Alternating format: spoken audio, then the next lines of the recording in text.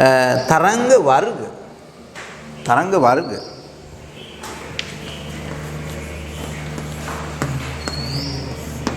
තරංගයක් කියන එක පිළිබඳව මම කලින් අදහසක් දීලා තියෙනවා ළමයින්ට. මේ තරංගයක් ඇති වෙන්නේ එක තැනක මොකක් හරි ප්‍රභවයක් තියෙනකොට. ප්‍රභවයක් කියලා කියන්නේ කම්පණය වෙන වස්තුවක්.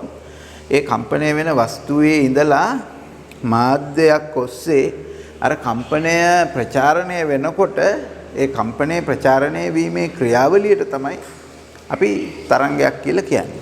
එතකොට එහෙම ඒ කම්පණය ප්‍රචාරණය වෙන ක්‍රියාවලියට අපි තරංගයක් කියලා කියනවා. එතකොට ඒ තරංග චලිතයක් සිද්ධ වෙන්නේ අංශුවෙන් අංශුවට කම්පන ශක්තිය ගමන් කිරීමෙන්. අංශුවෙන් අංශුවට මාධ්‍යයක තියෙන අංශුවෙන් අංශුවට කම්පන ශක්තිය ගමන් කිරීමෙන් තමයි තරංග ප්‍රචාරණයක් සිද්ධ වෙන්නේ.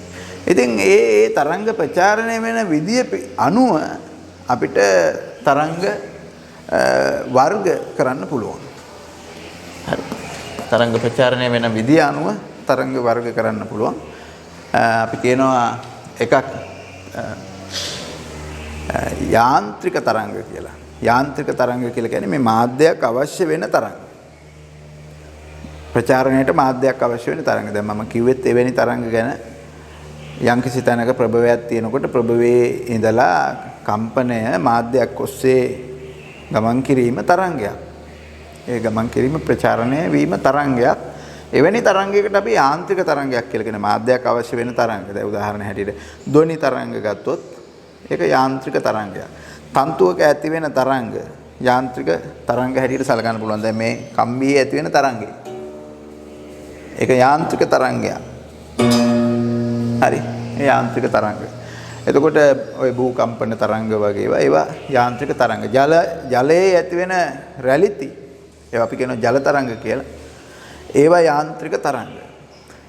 එතකොට යාන්ත්‍රික තරංග කියලා කියන්නේ තරංග ප්‍රචාරණයට මාධ්‍යයක් අවශ්‍ය වෙන තරංග. තරංග ප්‍රචාරණය සඳහා මාධ්‍යයක් අවශ්‍ය නොවන තරංග තියෙනවා. අපි ඒවට කියනවා විදුලි චුම්බක තරංග කියලා. දැන් සූර්යාගේ සිට පෘථිවියට එන ආලෝකය, තාපය, ඔය ආදී වශයෙන් ඒවත් අපි තරංග හැටියට තමයි සලකන්නේ. ඒ තරංග විදුලි චුම්බක තරංග. දැන් විදුලි චුම්බක තරංග ප්‍රචාරණය වෙන්නේ විදුලි ක්ෂේත්‍රයක් සහ චුම්බක ක්ෂේත්‍රයක් එකිනෙකට ලම්බක තල දෙකක දෝලණය වීමෙන්. ඒ නිසා විදුලි චුම්බක තරංග ප්‍රචාරණය වීම සඳහා මාධ්‍යයක් අවශ්‍ය වෙන්නේ නැහැ. මොකද විදුලි ක්ෂේත්‍රය චුම්බක ක්ෂේත්‍රය එකිනෙකට ලම්බක තල දෙකක දෝලණය වීමෙන් විදුලි චුම්බක තරංග ප්‍රචාරණය වෙන්නේ. ඒත් අලුතෙන් ආයේ මාධ්‍යයක් අවශ්‍ය වෙන්නේ නැහැ ඒ තරංග ප්‍රචාරණය සඳහා. හැබැයි මාධ්‍යයන් තුල විදුලි චුම්බක තරංග වලට යන්න පුළුවන්. හැම මාධ්‍යයක් තුලම විදුලි චුම්බක තරංග වලට ගමන් කරන්න බෑ. විදුලි චුම්බක තරංග ගමන් කරන එහෙම නැත්නම් අපි ගත්තොත් එහෙම ආලෝකය ගත්තොත් ඒකත් විදුලි චුම්බක තරංගයක්. ආලෝකයේ ගමන් කරන මාධ්‍ය අපි කියනවා පාරදෘශ්‍ය මාධ්‍ය කියලා. ආලෝකයේ ගමන් කරන්න බැරි මාධ්‍යයක් තියෙනවා. දැන් වීදුරු තුලින් ආලෝකය ගමන් කරන්න පුළුවන්, ජලය තුලින් ආලෝකය ගමන් කරන්න පුළුවන්. නමුත් ලී තුලින් ආලෝකයට ගමන් කරන්න බෑ. එතකොට ආලෝකයේ ගමන් කළ හැකි මාධ්‍ය පාරදෘශ්‍ය මාධ්‍ය. ඒ වගේම විදුලි චුම්බක තරංග ගමන් කළ හැකි මාධ්‍ය තියෙනවා. හරි. වාතය තුලින් යන්න පුළුවන්. තවත් සමහර මාධ්‍ය තුලින් විදුලි චුම්බක තරංග යන්න පුළුවන්. මාධ්‍යයක් තුලින් විදුලි චුම්බක තරංගයක් ගමන් කළාට විදුලි චුම්බක තරංගයක් ගමන් කිරීම සඳහා නැත්නම් විදුලි චුම්බක තරංගයක් ප්‍රචාරණය වීම සඳහා මාධ්‍යයක් අවශ්‍ය නැහැ. රික්තය තුලත් යන්න පුළුවන්. ඒ අනුව මාධ්‍යයක් අවශ්‍ය නොවන තරංගයක් හැටියට තමයි, ඒ කියන්නේ ප්‍රචාරණයට මාධ්‍යයක් අවශ්‍ය නොවන තරංගයක් තමයි විදුලි චුම්බක තරංගය කියලා කියන්නේ. ඉතින් විදුලි චුම්බක ආලෝක තරංග, තාප විකිරණ, රේඩියෝ තරංග, රූපවාහිනී තරංග, එක්ස් කිරණ, ගාමා කිරණ, ශුද්‍ර තරංග ඔය සියල්ලක්ම අපි ගන්න විදුලි චුම්බක තරංග හැටියට. එතකොට මේ සියලුම තරංග සූර්යාගේ සිට නිකුත් කරන තරංග අපි කියනවා විදුලි චුම්බක වර්ණාවලිය කියලා. ඒ සියලු තරංගායාමයේ අනුපිළිවෙලට පෙළ ගැස්සුවාම අපි කියනවා විදුලි චුම්බක වර්ණාවලිය කියලා. ඒතර මේ වර්ණාවලියේ තියෙන සියලු තරංග ප්‍රචාරණයට මාධ්‍යයක් අවශ්‍ය වෙන්නේ නැහැ. ඉතින් ඒ අනුව අපිට තරංග වර්ග කරන්න පුළුවන් මාධ්‍යයක් අවශ්‍ය වෙන තරංග සහ මාධ්‍යයක් අවශ්‍ය නොවන තරංග කියලා. ඉතින් මාධ්‍යයක් අවශ්‍ය වෙන තරංග වලට අපි යාන්ත්‍රික තරංග කියලා කියනවා. ප්‍රචාරණයට මාධ්‍යයක් අවශ්‍ය නොවන තරංග වලට කියනවා අපි විදුලි චුම්බක තරංග කියලා. ඒ වගේම ඔය යාන්ත්‍රික තරංග එහෙම නැත්නම් ප්‍රචාරණයට මාධ්‍යයක් අවශ්‍ය වෙන තරංග ප්‍රචාරණය වීමේදී මාධ්‍යයේ අංශු කම්පණය වෙන ආකාරය අනුව අපිට වර්ග දෙකකට ඒ තරංග වෙන් කරන්න පුළුවන්. තීරයක් තරංග සහ අන්වයම තරංග කියලා ඒ වර්ග දෙක හඳුන්වනවා. තීරයක් තරංග කියලා කියන්නේ තරංගය ප්‍රචාරණය වෙන දිශාවට ලම්බකව මාධ්‍ය අංශු කම්පණය වෙනවා නම් අපි කියනවා ඒ තරංගයේ තීරයක් තරංගය කියලා. අපි හිතමු තරංගයේ ප්‍රචාරණය වෙන්නේ මේ අතට, හැබැයි මාධ්‍ය අංශු කම්පණය වෙන්නේ ඔහොම. ඊට ලම්බකව. මේ අතර තරංග ප්‍රචාරණය වෙනවා, මාධ්‍ය අංශු ඊට ලම්බකව කම්පණය වෙනවා නම් අපි කියනවා එවැනි තරංග තීරයක් තරංග කියලා. ඉතින් අපි තන්තුවක ඇති කරන තරංග තීරයක් තරංග සඳහා උදාහරණයක්. දැන් මේ ධ්වනිමානයේ කම්බියේ පෙළපුවාම ඒ කම්බියේ ඇති වෙන තරංගය තීරයක් තරංගයක්. අපි මේ කම්බියේ පෙළන්නේ ඒකට ලම්බකව. හරි. එතකොට තන්තුවක ඇති වෙන තරංගය තීරයක් තරංගයක්. ඒ වගේම ජල තරංග. ජල තරංග ගත්තොත් එහෙම තීරයක් තරංග. ජල පුෂ්ඨයක් අපි කම්පණය කළොත් යම්කිසි ජල පුෂ්ඨය මත යම් ලක්ෂයක් අපිට පුළුවන් ඕනනම් තුඩක් යොදාගෙන කම්පණය කරන්න. එහෙම නැත්නම් ජල පුෂ්ඨය සරල ධාරයක් මගින් කම්පණය කරන්න පුළුවන්. ඒතර තුඩක් යොදාගෙන කම්පණය කරපුවාම යම් ලක්ෂයක් ජල පුෂ්ඨය මත කම්පණය කරපුවාම ළමයින්ට නිරීක්ෂණය කරන්න ලැබිලා ඇති ඔය වගේ වෘත්තාකාර තරංග පෙරමුණු ඇති වෙනවා. රවුමට තමයි තරංග පෙරමුණු ගමන් කරන්නේ. සරල ධාරයක් භාවිතා කරලා පෘෂ්ඨය කම්පණය කළොත් එහෙම මෙහෙම ඍජු තරංග පෙරමුණු ඇති වෙනවා. සරල රේඛීය තරංග පෙරමුණ. ඒවා රැලිති. මේ තරංග පෙරමුණ කියලා කියන්නේ ජල පෘෂ්ඨයේ මත ඇති වෙන තරංග පෙරමුණක් කියලා කියන්නේ රැලිත්ත. ඒ රැලිති ඇති වෙන්නේ ජල පෘෂ්ඨය ලම්බකව කම්පණය වීමෙන්. ජල පෘෂ්ඨය කොහොම තරංගේ ප්‍රචාරණය වෙන අතට ලම්බකව කම්පණය වීමෙන් තමයි දල වශයෙන් රැලිති ඇති වෙන්නේ. දැන් අත් වශයෙන්ම මේ රැලිති වලදී ඒ ජලාංශු කම්පණය වෙන්නේ 100%ක්ම දැන් රැලිති ගමන් කරන්නේ තිරස්ව නම් 100%ක්ම මේ ජලාංශු සිරස්ව කම්පණය වීමක් නෙමෙයි වෙන්නේ. යම්කිසි වෘත්තාකාර පතයක ගමන් කරන විදියට තමයි කම්පණය වෙන්නේ. ඔහොම. ජලාංශු ගමන් කරන්නේ වෘත්තාකාර පතයක. අපි හිතමුකෝ මෙහෙම. මේ විදියටයි රැලිත්ත යන්නේ කියලා. ඒතකොට මේ රැලිත්ත මත තියෙන යම්කිසි අංශුවක් ගත්තොත් එහෙම ඒක යන්නේ මෙහෙම රවුමේ. ඔහොම. ඔහොම යන්නේ රවුමේ. ඒතකොට මේක අර සඵල වශයෙන් ගත්තාම තරංගේ ප්‍රචාරණය වෙන දිශාවට ලම්බක චලිතයක් තියෙන නිසා මේක අපිට තීරයක් තරංගයක් හැටියට ගන්න පුළුවන්.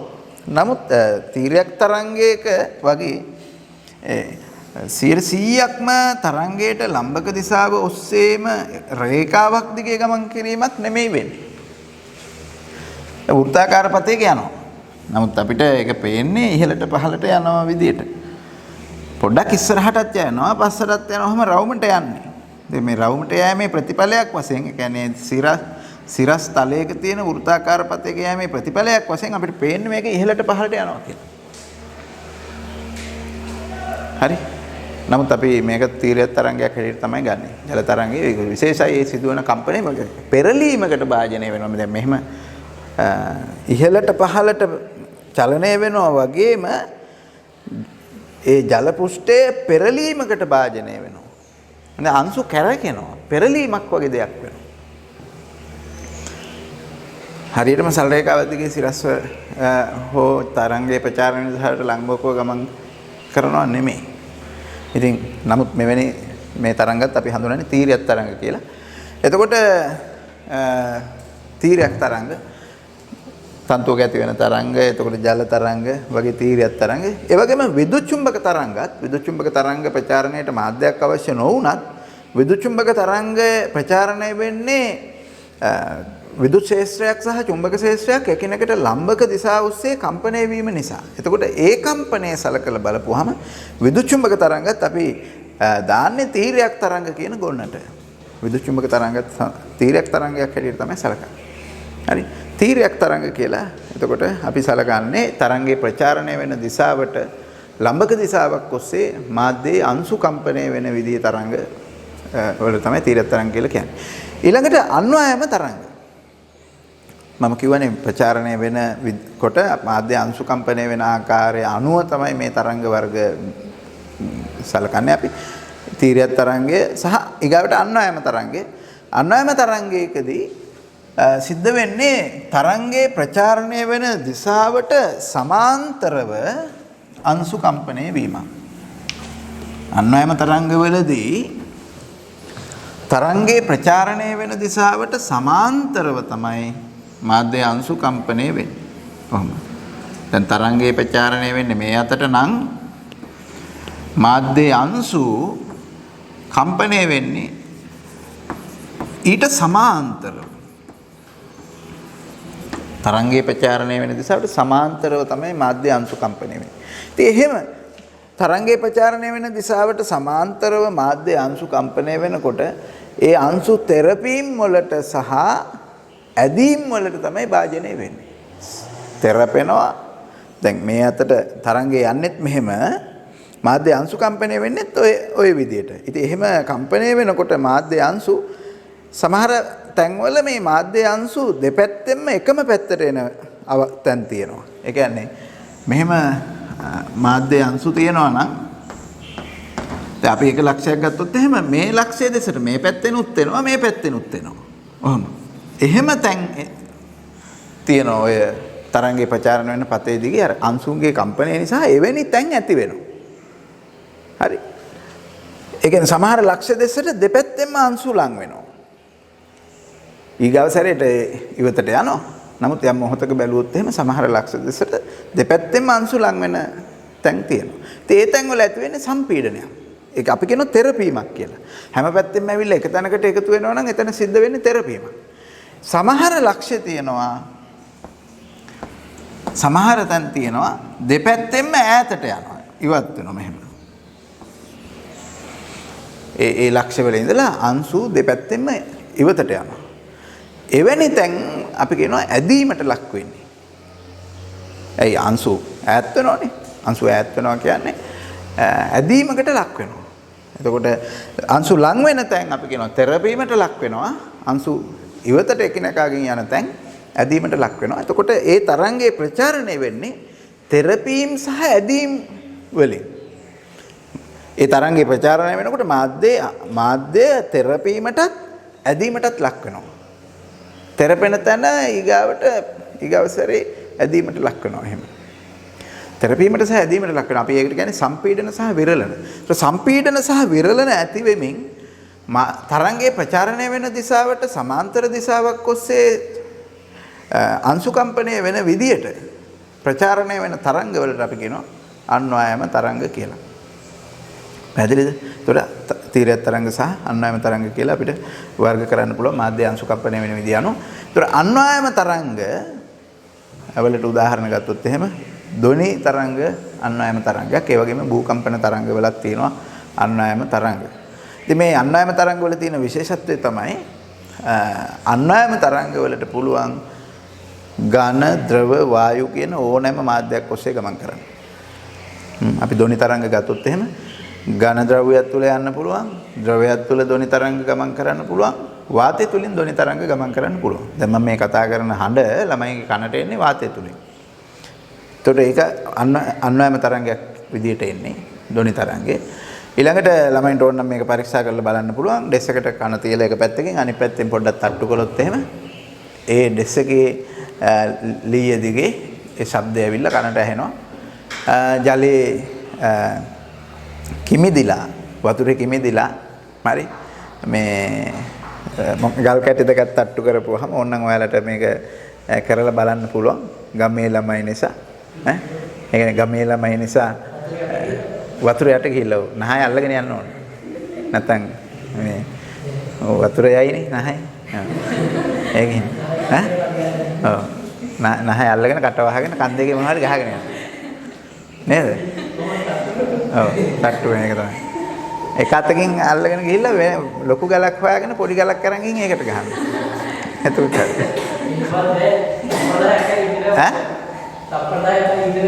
බෑනේ නේ. එහෙම ප්‍රශ්නකුත් තියෙනවනේ. හරි. එහෙනම් ඔයාලට මේක කරන්න බෑ හොඳේ. මේ 12ක් තියෙනවා? 12 නෑ නේ. ඉතින් මේ වතුරක ඉමුදුනා නම් 12 පාරක ගඟක වැවක 12ක ඇලක බහැලා ගල් කැට දෙකක් කරන් තට්ටු කරලා බලන්න ටික් ටික් ගාලා සද්ද එනවා. ජලය තුලින් ධ්වනි තරංග ගමන් කරනවා. හරිනේ? එතකොට ධ්වනි තරංග වලට තියෙන සුවිශේෂී හැකියාවක් ඝන ද්‍රව වායු කියන හැම පදාර්ථයේ සෑම අවස්ථාවක් තුලින් ඒ අවස්ථා මොන අවස්ථාවේ තිබ්බත් ඒ තුලින් ධ්වනි තරංග ප්‍රචාරණය වෙන්න පුළුවන්.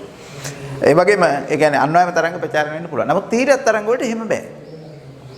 ඒ කියන්නේ ඝනයක්, ද්‍රවයක් සහ වායුවක් අර සම්පීඩන සහ විරලන වලට ලක් වෙන්න පුළුවන්. ද්‍රව, වායු, ඝන ඕන එකක් සම්පීඩන සහ විරලන වලට ලක් වෙන්න පුළුවන්. හැබැයි තීරයක් තරංග වලදී පැත්තෙන් පැත්තට තරංගේ ප්‍රචාරණය වෙන දිශාවට පැත්තෙන් පැත්තටනේ අංශු චලනය වෙන්නේ. ඉතින් වාතය, ද්‍රවය වගේ ඒවා තුලින් ඒක වෙන්න බෑ. වාතය තුලින් තරංගයක් ප්‍රචාරණය වෙනකොට වායු අංශු පැත්තෙන් පැත්තට චලනය වෙන විදිහට තරංගයක් ප්‍රචාරණය වෙන්න බෑ. එන තරංගේ ප්‍රචාරණය වෙනවට සාපේක්ෂව පැත්තෙන් පැත්තට චලනය වීමක් ඇති කරන්න බෑ වායු අණු වල. ද්‍රවයකත් එහෙම ඇති කරන්න බෑ. ඒ නිසා තමයි තීරයක් තරංග ද්‍රවයක් තුලින් හෝ වාතය තුලින් හෝ ගමන් කරන්නේ නැත්තේ. හරි. හොඳයි ඔන්න ඔය විදිහට අපිට තරංග වර්ග කරන්න පුළුවන්. අපි ලියමු පොඩි සටහනක්. තරංග වර්ග. තරංග වර්ග.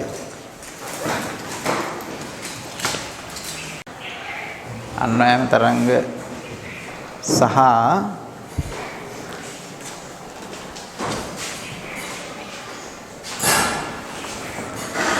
ඔක අල්ලන්න පුතා ඔය පැත්තෙන් කෙරවලින් අල්ලන්න.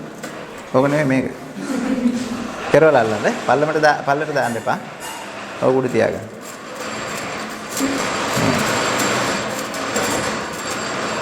මේක ටිකක් දිගට. හොඳයි. එතකොට මේ අපිට පුළුවන් මේ ස්ලින්කිය භාවිතා කරලා මේ උපකරණයට අපි කියනවා ස්ලින්කිය කියලා.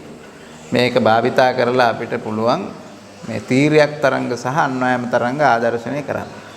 ඉතින් තීරයක් තරංග ආදර්ශනය කරන්න අපි කරන්නේ මේ ස්ලින්කියට ලම්බකව මේ කම්පනයක් කරන එක. එතකොට ඔන්න බලන්න මම කම්පනයක් කරන ස්ලින්කියට ලම්බකව ඔය යන්නේ තීරයක් තරංගයක්. ඔය තීරයක් ස්පන්දයක්. එතකොට ඔය වගේ ස්පන්ද අපිට තව යවන්න පුළුවන් මේක තීරයක් ලෙස කම්පණය කරලා.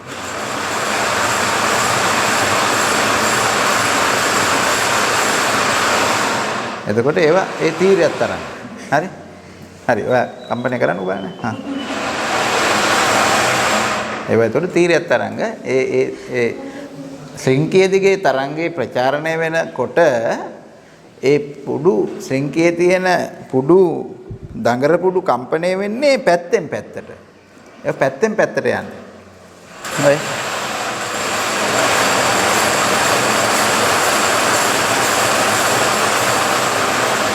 පැත්තෙන් පැත්තට තමයි කම්පණය වෙන්නේ. ඉතින් ඒකයි අපි තීරයක් තරංග කියලා කියන්නේ. අන්වයම තරංගවලදී දඟර පුඩු කම්පණය වෙන්නේ අර සම්පීඩන සහ විරලන ඇති වෙන විදියට. ඒ වගේම අපි මේ කම්පණය ලබා දෙන්න ඕන ස්ලින්කිය ඔස්සේ. ස්ලින්කිය දිගේ කම්පණය වෙන විදිහට තමයි අපි කම්පණය ලබා දෙන්නේ. මෙහෙම. ඔයන් අපි කියන එක සම්පීඩනයක්.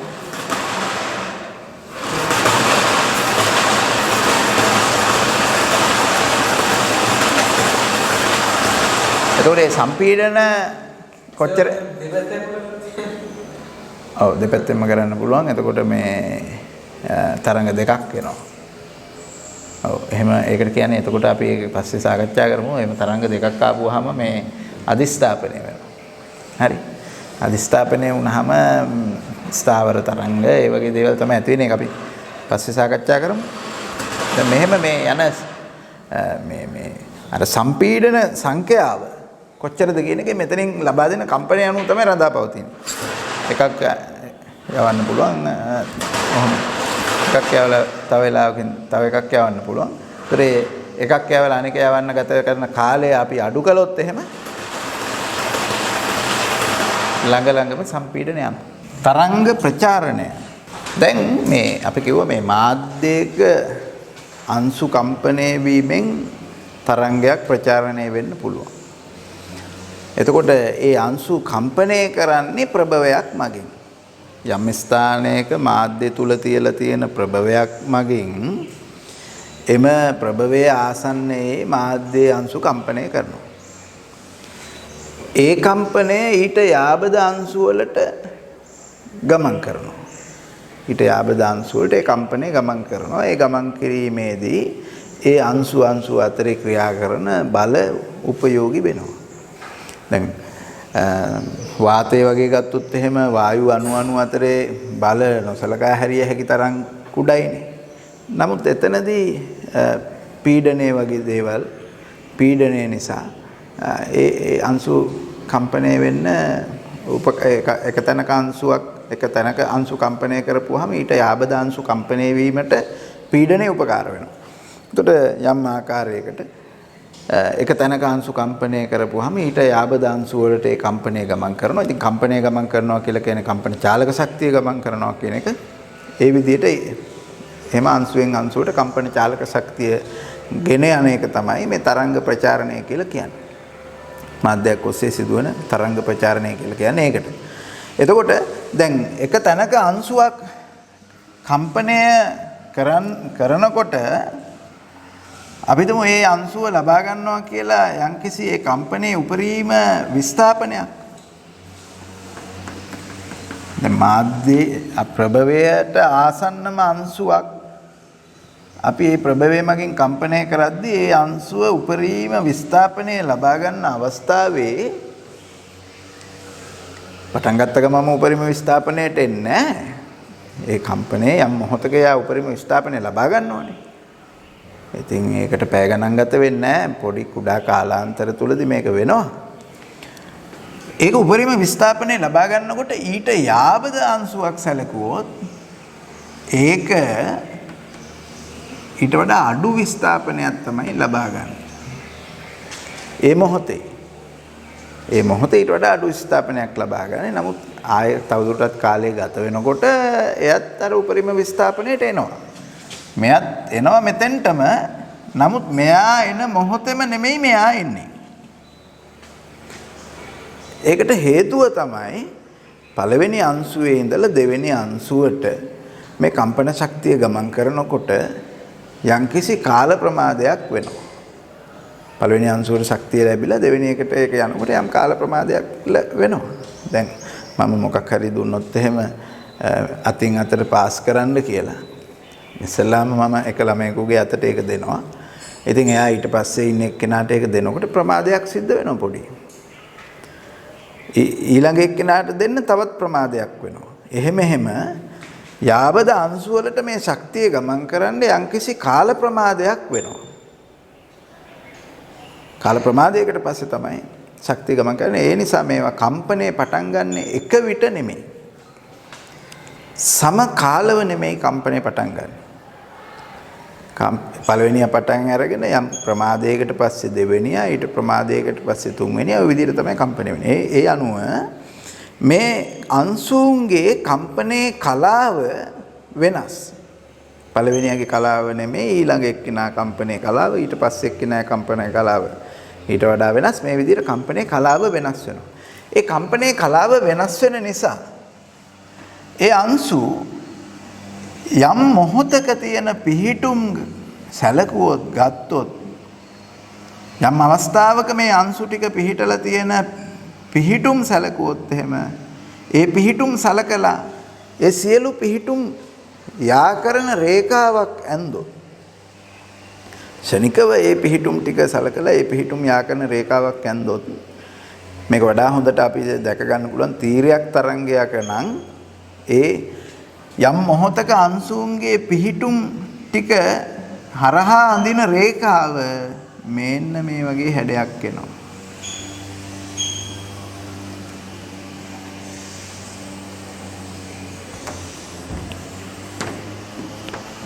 අපිට ඉතින් තීරියක් තරංගයක නම් මේක කෙලින්ම දැක ගන්න පුළුවන්. ජල තරංගවල, තන්තුවක ඇතිවෙන තරංගවල මේක ওই විදිහට කෙලින්ම දැක ගන්න පුළුවන්. හැබැයි ඒ අර තරංගේ ප්‍රචාරණය වෙන්නේ මේ අතට නම්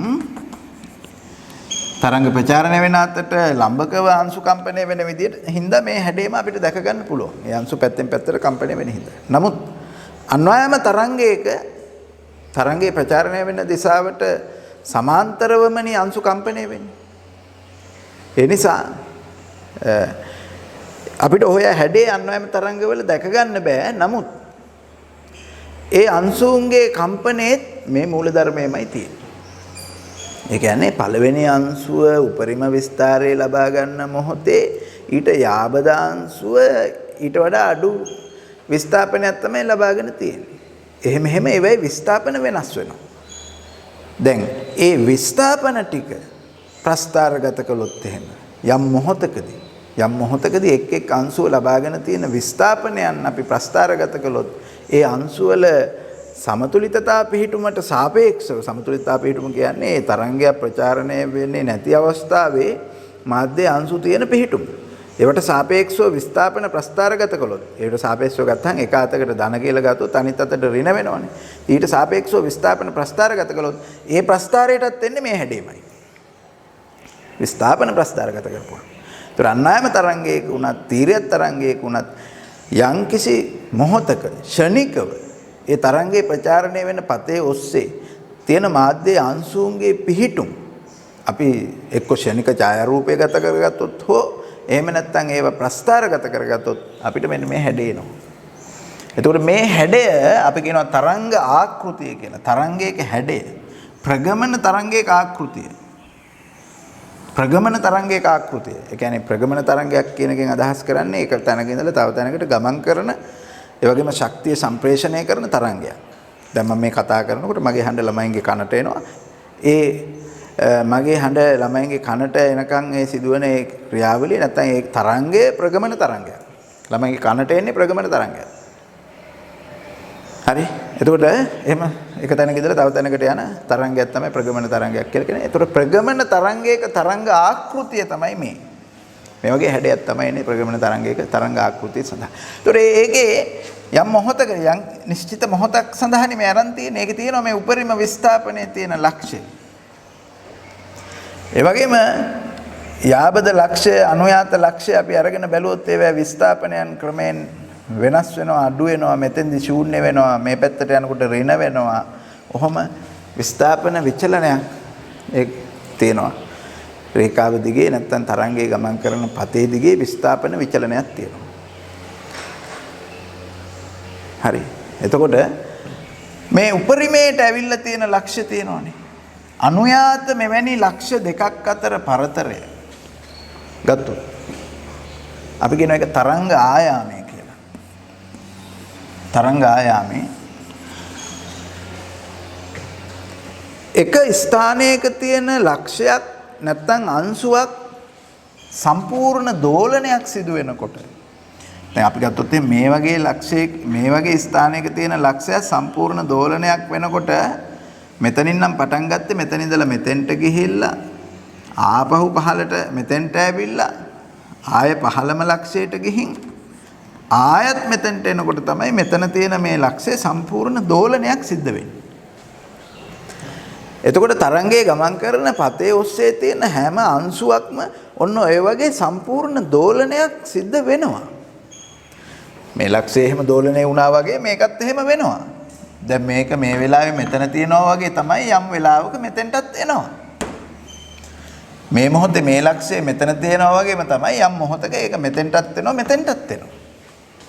ඒ නිසා තරංගේ ප්‍රචාරණය වෙන පතේ ඔස්සේ තියෙන යම්කිසි ලක්ෂයක් අංශුවක් සැලකුවොත් ඒක ඔය පතේ ඕනෑම පිහිටුමක යම් මොහොතක පවතින්න පුළුවන්. ඒ කියන්නේ මේ පතේ ඔස්සේ මුළු පතේම චලනය වෙනවා. හැබැයි යම්කිසි මොහොතක ඔය එක තැනක තමයි තියෙන්නේ. හැමතැනම තියෙන්නේ යම් මොහොතක. ඉතින් මේ අංශුවක් සම්පූර්ණ දෝලනයක් සිදු කරනකොට තරංගය ඉදිරියට ගමන් කරනවා මෙන්න මෙච්චර දුර ප්‍රමාණයක්. ඒ කියන්නේ තරංග ආයාමයට සමාන දුර ප්‍රමාණයක් තරංගය ඉදිරියට ගමන් කරනවා. ඒ කියන්නේ තරංග ආයාමයට සමාන දුර ප්‍රමාණයක් ගමන් කිරීමට ගත වෙන කාලය සමාන වෙනවා තරංගයේ ගමන් කරන පතේ මත තියෙන යම්කිසි අංශුවක් සම්පූර්ණ දෝලනයක් සිදු කිරීමට ගත වෙන කාලයට. ඒ සම්පූර්ණ දෝලනයක් ඇතිවීමට ගත වෙන කාලයයි තරංග ආයාමයට සමාන දුරක් ගමන් කිරීමට ගත වෙන කාලයයි කියන කාල දෙක සමානයි. ඉතින් අංශුව සම්පූර්ණ දෝලනයක් සිදු කිරීමට ගත කරන කාලය කියලා කියන්නේ ආවර්ත කාලය. ආවර්ත කාලය. ඒතර ආවර්ත කාලයක් තුල තරංග ආයාමයට සමාන දුරක් ගමන් කරනවා. තරංග ආයාමය කියන එක දුර ප්‍රමාණයක්. එතකොට අපිට පුළුවන් මේ තරංගයේ ගමන් කරන වේගය හොයන්න. තරංගයේ ගමන් කරන වේගය සමාන වෙනවා. එතකොට ලැම්ඩා බෙදීම ලැම්ඩා දුරක් ගමන් කරන්න ගත වෙන කාලය කැපිටල් T නිසා ලැම්ඩා බෙදීම T ට. හරිද? ලැම්ඩා බෙදීම T ට සමානයි තරංගයේ ගමන් කරන වේගය. v සමානයි. එතකොට අපිට මේක 1යට T වාරයක් ලැම්ඩා කියලා ලියන්න පුළුවන්. v සමානයි 1යට T කියන්නේ f වාරයක් ලැම්ඩා. v සමානයි f ලැම්ඩා කියලා අපිට ලියන්න පුළුවන්. f කියලා කියන්නේ තරංගයේ සංඛ්‍යාතය, ලැම්ඩා කියන්නේ තරංග ආයාමය, v කියන්නේ තරංගයේ ප්‍රවේගය. පැහැදිලිද? දැන් අපි ගත්තොත් එහෙම තීරයක් තරංගයක නම් ශීර්ෂ සහ නිම්න තියෙනවා. මේ යම් මොහොතක විස්ථාපනයේ උපරිම වෙන ලක්ෂ්‍ය වලට කියනවා ශීර්ෂ කියලා. ඒ අවම වෙන ලක්ෂ්‍ය වලට කියනවා අපි නිම්න කියලා. අනුයාත ශීර්ෂ දෙකක් අතර දුර තරංග ආයාමයට සමානයි. හරි. ඒ වගේම අනුයාත නිම්න දෙකක් අතර දුරත් තරංග ආයාමයට සමානයි. ඒ විතරක් නෙමෙයි. ඕනෑම කලාව සමාන ලක්ෂ දෙකක් අතර දුර එකම කලාවේ පවතින ඕනෑම අනුයාත ලක්ෂ දෙකක් අතර දුර තරංග ආයාමයට සමානයි. මේ වගේ තැනක් ගත්තොත් කොහොම තරංග ආයාමයට සමානයි. ඔය තීරයක් තරංගය. දැන් අන්වයම තරංගයක ඇති වෙන්නේ සම්පීඩන සහ විරලනනේ. අන්වයම තරංගයක අපි ගත්තොත් එහෙම මෙහෙම සම්පීඩන කියන්නේ එකට ගොඩක් ආසන්න වෙන තැන්, ඊට පස්සේ විරලන කියන්නේ බොහොම ඈත් වෙන තැන්. සම්පීඩන වලදී බොහොම ලං වෙනවා, විරලන වලදී ඈත් වෙනවා. එතකොට මේ වගේ තැන් තමයි අපි කියන්නේ සම්පීඩන කියලා. මේ කිනකින් ගොඩක් ඈත් වෙලා තියෙන තැන් අපි කියනවා විරලන කියලා. එතකොට අන්වයම තරංගයක මේ අනුයාත සම්පීඩන දෙකක් අතර දුර තරංග ආයාමයට සමානයි. අනුයාත සම්පීඩන දෙකක් අතර දුර තරංග ආයාමයට සමානයි. ඒ වගේම අනුයාත විරලන දෙකක් අතර දුර ගත්තොත් ඒ තරංග ආයාමයට සමානයි. අනුයාත විරලන දෙකක් අතර දුරත් තරංග ආයාමයට සමානයි. නොය විදිහට අපිට ගන්න පුළුවන් තීරයක් තරංගයක සහ අන්වයම තරංගයක. රූප සටහන් ඇඳලා දක්ව ගන්න මේ තීරයක් තරංගය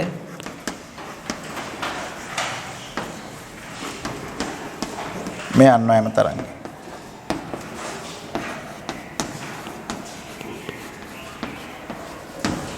ගුවන් විදුලි වැඩසටහනක් මීටර 500 හා මීටර 60 යන තරංග ආයාම ඔස්සේ ප්‍රචාරය කර හරිනු ලැබේ. මීටර 500 වන තරංගයේ සංඛ්‍යාතය 600යි කිලෝහර්ට්ස් නම් ගුවන් විදුලි තරංගවල ප්‍රවේගය සොයන්න. 2 60 මීටර තරංගයේ සංඛ්‍යාතය සොයන්න. අපිට ගුවන් විදුලි තරංගවල ප්‍රවේගය හොයන්න පුළුවන් v සමානයි f ලැම්ඩා සමීකරණයෙන්. f කියන්නේ කිලෝහර්ට්ස් 600යි. කිලෝහර්ට්ස් 600 කියන්නේ 600 ගුණ කිරීම 10 3 වෙනි බලයයි හර්ට්ස්. ලැම්ඩා කියන්නේ මීටර 500යි. 600 500න් ගුණ කරන්න 6 වර 5 30යි 30 ගුණ කිරීම 10 4යි. එක ගුණ කිරීම 10 3 වෙනි බලය කියලා එන්නේ. මේක අපිට ලැබෙනවා 3 ගුණ කිරීම 10 8 වෙනි බලයයි තප්පරයට මීටර. ඊළඟට 60 මීටර තරංගයේ සංඛ්‍යාතය සොයන්න. 60 මීටර තරංගයේ සංඛ්‍යාතය. අපිට පුළුවන් ඒත් v සමාන f ලැම්ඩා සමීකරණයම පාවිච්චි කරලා ලියන්න f සමානයි v බෙදීම ලැම්ඩා කියලා. v කියලා කියන්නේ 3 ගුණ කිරීම 10 8 බෙදීම 60. 10 8 වෙනි බලය මෙතන 60 10න් බෙදුවොත් 6යි 18 10න් බෙදුවොත් 10 7 වෙනි බලයයි. ඒතර 3 බෙදීම 6 කියන්නේ 0.5යි. අපිට එනවා 5 ගුණ කිරීම 10 6 වෙනි බලයයි කියලා. හර්ට්ස්. ඔක අපිට කිලෝ හර්ට්ස් වලින් ලියනවා නම් 5000 කිලෝ හර්ට්ස් කියලා ලියන්න පුළුවන්.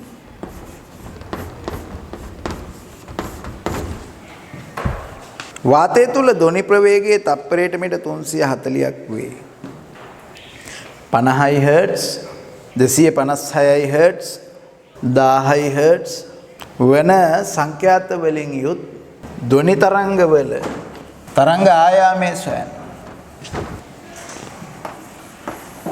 v සමාන f ලැම්ඩා කියන සමීකරණය තමයි යොදාගන්නේ. වාතය තුල ධ්වනි ප්‍රවේගය 340. ඒ කියන්නේ v කියන්නේ 340යි තප්පරයට මීටර. එතකොට f සමානයි 50යි හර්ට්ස් වෙනකොට ලැම්ඩා හොයන්න තියෙන්නේ. ලැම්ඩා සමානයි v බෙදීම f. v කියන්නේ 340යි 340 බෙදීම 50. බිඳුව බිඳුව කැපෙනවා 34 බෙදීම 5. 6.8යි මීටර. ඊළඟට 256යි හර්ට්ස් වෙනකොට තරංග ආයාමය 340 බෙදීම 256.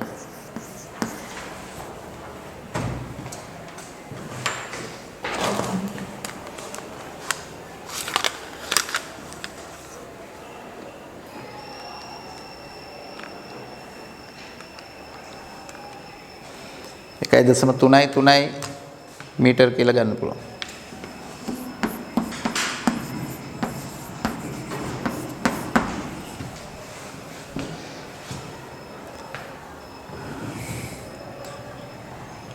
හර්ට්ස් 1000ක් වෙද්දී ලැම්ඩා සමානයි 340 බෙදීම 1000.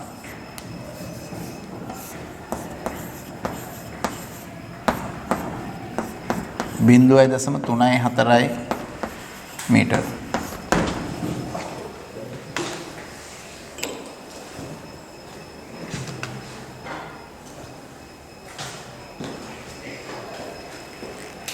හරි.